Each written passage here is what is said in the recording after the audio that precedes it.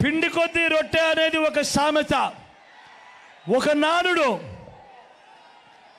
దాని అర్థం పిండి ఎక్కువ ఉంటే రొట్టెలు ఎక్కువ వేసుకోవచ్చు, పిండి తక్కువ ఉంటే రొట్టెలు తగ్గుతాయి.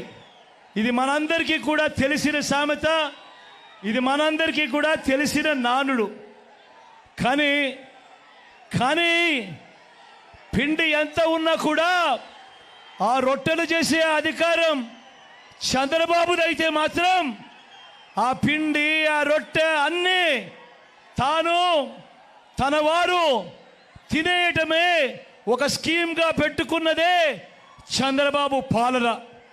నేను అడుగుతా ఉన్నా, చంద్రబాబు తన 14 ఏళ్ల పాలనలో పేదల ఖాతాల్లోకి, అంటే మీ బ్యాంకు అకౌంట్లలోకి, అంటే మీ ఖాతాల్లోకి, అంటే నా అక్క చెల్లెమ్మల కుటుంబాల ఖాతాల్లోకి ₹1 అయినా వేసాడా అని అడుగుతా ఉన్నాడు మీ బిడ్డ. ఇలా 2 చేతులు పైకి ఎత్తాలి, ఇలా ఇలా ఇలా ఇలా ఇలా ఇలా ఇలా ఇలా ఇలా ఇలా మీ బిడ్డ. అదే మీ బిడ్డ ఈ 59 నెలల పాలనలో నా అక్క చెల్లెమ్మల కుటుంబాలకు వారి ఖాతాలకే, వారి చేతికే మీ బిడ్డ ఏకంగా ₹2,70,000 కోట్ల.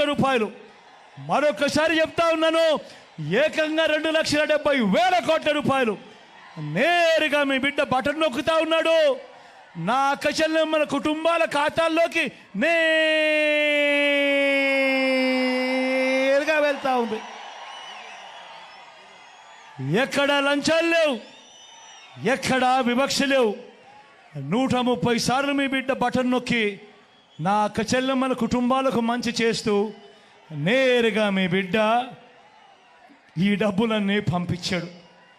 మరి ఇదే నేను అడుగుతా ఉన్నా, మరి ఇదే డబ్బు చంద్రబాబు హయాంలో ఎవరి జోబీ లేకపోయింది అని చెప్పి మీరందరూ కూడా నిలదీయండి అని అడుగుతా ఉన్నా.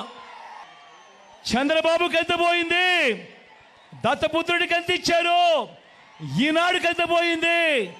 ఆంధ్రజ్యోతికి ఎంత పోయింది? TV5కి ఎంత పోయింది? వీరి జన్మభూమి జోబుల్లోకి ఎంత పోయింది అన్నది ప్రతి ఒక్కరూ కూడా నిలదీయండి, నిలదీయండి చంద్రబాబు నాయుడును అని చెప్పి అడుగుతా ఉన్నా.